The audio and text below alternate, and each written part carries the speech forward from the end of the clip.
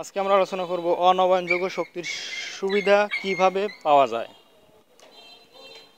তো অনবায়নযোগ্য শক্তির সুবিধা মূলত দুই দিক থেকে পাওয়া যায়। একদিকে হচ্ছে দাম, অন্যদিকে হচ্ছে কি প্রাচুর্যতা। একদিকে দাম, অন্যদিকে প্রাচুর্যতা।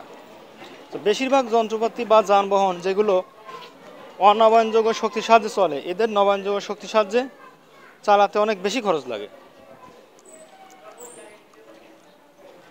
আচ্ছা,